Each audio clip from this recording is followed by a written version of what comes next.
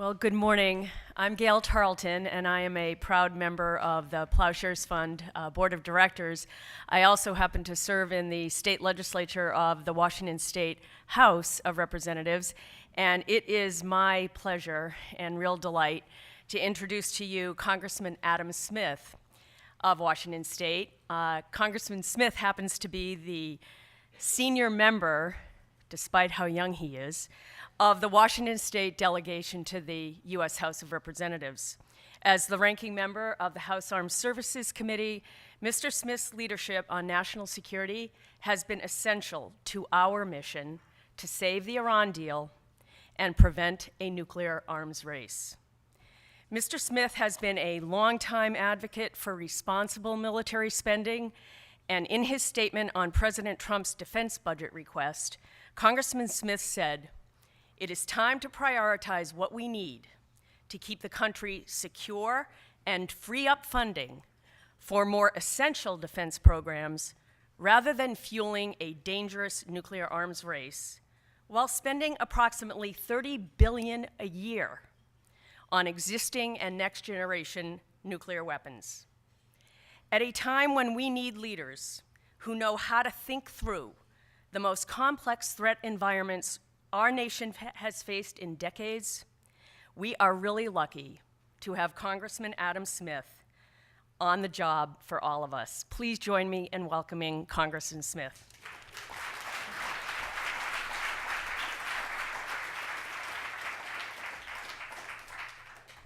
Thank you. It is great to be here, and I really appreciate all of your work on this incredibly important issue. This is a very dangerous time in many, many ways, but nothing is more dangerous than the threat of nuclear war. The development of nuclear weapons fundamentally altered our world in ways that we couldn't imagine at the time. I read a quote, I can't remember who said the quote the other day, but human beings developed a nuclear weapon. No mouse would ever develop a mousetrap. It puts you in a, sorry, this microphone has to be closer to me apparently. There we go. Is that better? So we need to come up with strategies to try to contain what is a very real threat. Sorry, I'm going to do this. And I think there are three main points that I want to try and make about what we need to do to contain this threat. First of all, is we have to understand in some ways it is a more dangerous time now than during the Cold War. Now, in the early stages of the Cold War, when the Soviets first detonated a nuclear weapon, and we didn't know what that meant, and all we'd ever known was great powers go to war. That's what happens. Sometimes it takes 10 years, sometimes it takes 20, sometimes it takes 30. But at the end of the day, throughout the history of the human race, when great powers conflict, eventually they go to war. And now both sides had nuclear weapons. And it was a very, very frightening time. But over the course of decades, we developed an understanding that the use of nuclear weapons would be catastrophic. So however much the Soviet Union and us didn't get along, we had to talk. We had to have ways to mitigate the possibility of stumbling into a nuclear war.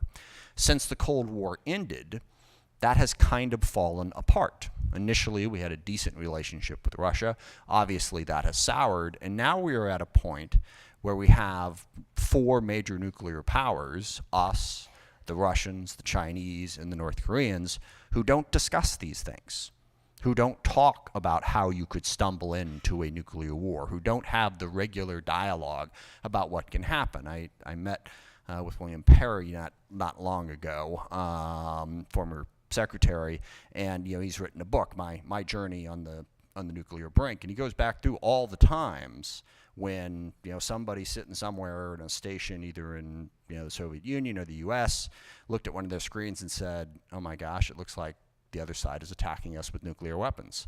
And there was this awkward, well, do we respond? And then they figured out that that wasn't the case. But that's how close we've come on a repeated basis. So we have to reopen that dialogue. And believe me, no end of problems with Russia, with China, with North Korea. Obviously, we have difference of opinions. Each of those countries do things that I, and I think everyone in this room and elsewhere, strongly disagree with. But we have to have a line of communication to talk about reducing the threat of stumbling into a nuclear war. of misperceiving intentions, of misperceiving what is happening, and striking. That dialogue has got to be reopened. We're trying to get language in the National Defense Authorizing Act this year to do that. And again, I think it's important that we do it with all three countries. Now, I understand that particularly where North Korea is concerned, negotiating with them is not very fruitful. It's not fruitful at all. It really doesn't work. But this is not about negotiating with them. This is about making sure, giving us a greater chance to not miscalculate and stumble into a nuclear war, whatever other conflicts we might have. The second thing is to set a policy, and I've worked with Congressman Liu on this issue. I'm introducing my own bill we're trying to get co-sponsors next couple of weeks, that basically sets as the policy of the U.S. no first use under any circumstances, period. The only difference between our bills is Congressman Liu has, Congress could authorize that. I skip that step and just say it should be the policy of the United States, no first use, period. And I asked the question of my staff, give me a scenario where we would want to use nuclear weapons first. There isn't one. And if there isn't one, then we should take that policy step. So I'm not saying that a President Trump or any future president wouldn't potentially ignore this if they felt like they had to, but at least it sets the policy in place, and it gives us a greater reliability, and it sends a signal to our partners that there is less risk of us doing that, so they can be a little bit less paranoid. So that's the second thing. I think no first use is critical. The third thing is non-proliferation. The less of these weapons we have, the less the risk. Now, I'm not naive about this. I understand that in the world where nuclear weapons exist, deterrence is important. If you don't have sufficient weapons to deter another country in some ways, that makes it more likely that they're going to think, we can win. Let's go ahead and start it. But what I disagree with is the calculations that have been done over the last several decades about how many of these weapons that we need. It's ridiculous. I've sat in the briefings. I'm sure some of you, have at one time or another been in national security capacities, and you sat in those briefings, and they say, well, if they do this, then we do that, and they do this, and then China does this, and then we need 10,000 nuclear weapons. No, we don't. Actually, I like China's policy on this. They have a relatively small number of nuclear weapons. They do not pretend that they're going to confront every single scenario that might happen. They say, look, I think it's roughly 1,000. They've got 1,000 nuclear weapons. We believe that this is more than enough to stop other nations from messing with us. If you mess with us, we have the power and the capacity to destroy you. So don't. That seems to me like a sufficient amount. And yet here we stand with a president who is prepared to, re-up our nuclear weapons capacity back to some of its highest levels by spending an enormous amount of money on a number of different things, certainly on developing the weapons, but developing the delivery systems. And some modernization is no doubt needed. But that modernization, I think, needs to be done with a far smaller footprint and a different approach to understanding what an adequate nuclear deterrent is. So those are the three main things that I'm focused on. Number one, try to open that dialogue so that we are having conversations with our fellow nuclear powers that are a threat so that we don't miscalculate and stumble into a nuclear war. I really think that is the greatest threat. That basically one side will think, well, they're coming for us, we better hit them first. And then we wind up stumbling into a war that would be catastrophic. Many, many wars have been stumbled into over the history of the human race, but none would be more catastrophic than one involving nuclear weapons. Towards that end, a clear no first use policy, I think, helps reduce the risk of that miscalculation. And number three, we need to work on nonproliferation, and I guess I would say nonproliferation begins at home. Build fewer ourselves. Certainly there are a lot of other things that we need to do to work with our partner nations to try to make sure that nuclear material, that other countries don't become nuclear powers. We need certainly to maintain the JCPOA and also work with other powers to make sure that nuclear weapons or nuclear weapons material do not fall into the hands of terrorists and other groups. This needs to be a globally cooperative effort. And let me just close with something that sort of goes beyond the nuclear side of this. when you're looking at how do we make the world more peaceful and more stable, I think there is one key. That is that the great powers of the country, whatever their political philosophy, however they govern themselves, there are going to be differences of opinion, but the great powers of the world need to work together to confront the global problems that threaten us all. We need to find a way to work with Russia, to work with China, certainly to work with the European Union and Brazil and India and Australia and other countries that are invested in global stability to confront the problems that could threaten all of our existence. And certainly the proliferation of nuclear weapons is one. Climate change is another.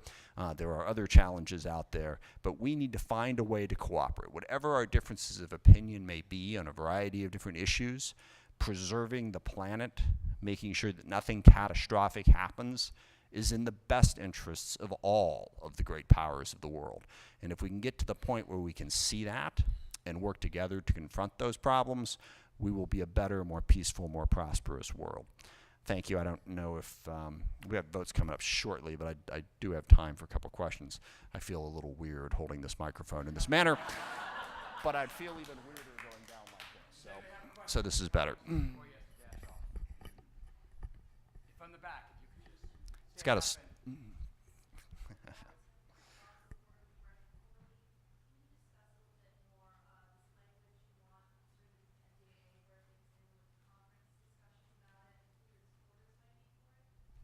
Certainly. Actually, this reminds me of the microphone that the guy held in the, I think it was Match Game, was the game show. He had a very odd sort of microphone. So that makes me feel better. It has a historical precedent. Former Secretary Munoz and former Senator Sam Nunn are leading a group that is focused on this communication issue and focused on nonproliferation. They met with Chairman Thornberry and I a couple of weeks ago to lay out a variety of different ideas as to what we could do. Fortunately, I had put language into the original NDAA on how we deal with Russia, and part of that was dealing with this nuclear issue. So there was language already in the bill. So in conference, we are trying to codify a necessity of forming a working group within the White House whose job it is, within the White House and also the various departments, Department of Defense, Department of State, to formally communicate with Russia, China, and North Korea on avoiding stumbling into a nuclear war. That is one big piece of it. Second, there have been certain historical prohibitions on, not historical, but recent statutory prohibitions on mill-to-mill conversations between U.S. military and the Russian military. We're trying to loosen that up to allow for those conversations to take place.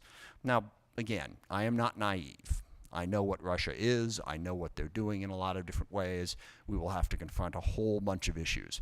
But opening up a line of dialogue to avoid stumbling into a conflict and certainly stumbling into a nuclear conflict, I think is a good idea. That's the language we're talking about. It's not earth-shattering. I tend to think we'll be able to get agreement, but we're meeting this afternoon to begin discussions on those issues. Congressman, we have one more question over here. Then we. Good morning. Diane Randall with the Friends Committee on National Legislation. Thank you for being here. You're in a room full of people, many of whom have networks across the country. What would help you?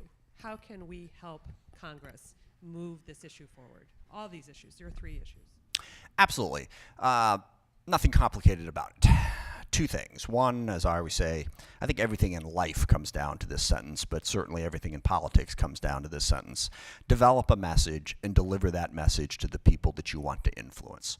So the message here is we want to avoid stumbling into a nuclear conflict. Here are the steps that we think are necessary to help move us in that direction. And then you want to deliver that message. Well, who is your audience? Your audience is every single member of Congress, House, and Senate, 535 of us. Now, what are your best messengers? Where do people get their information? This is what I always find to be the most fascinating part of this little thing, and the world has changed in a way. Back in 1990, when I ran my state Senate campaign and came up with this, people got their information from basically direct mail and me standing on their doorstep in a state Senate campaign anyway. Now, it's unbelievably complicated, as you well know, with social media and all the different communication sites, so I'll leave it to smarter people than I what the best way is to get that message out.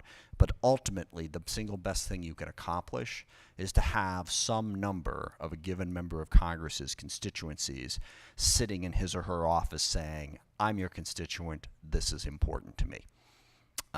And that's in every district, in every state across the union. That is the best way to get members to pay attention. Because actually, it is a little known fact. Members of Congress do pay attention to their constituents. Even as people are attacking us for being unbelievably self-interested and self-centered, they seem to miss the point that the most self-centered and self-interested thing we do is try to make our constituents like us, because that's the key to re-election. So if you've got 15 members of constituents, it's going to have an impact. How big an impact? I don't know, but it has an impact. It raises this issue up on the radar screen. I always use there's a group called Results, which works on foreign aid, and they do this across the country. They get constituents everywhere, and they pick 2 or 3 subjects a year, whether education, global health, whatever, and they go to every district, meet in district office, meet in D.C., have a meeting back here, and I think they've been a big part of the reason why, current president notwithstanding, support for foreign aid and an understanding of the importance of it has become much more of a bipartisan issue than it used to be. You can do the same thing on this. I am quite confident. Thank you very much. I appreciate the chance.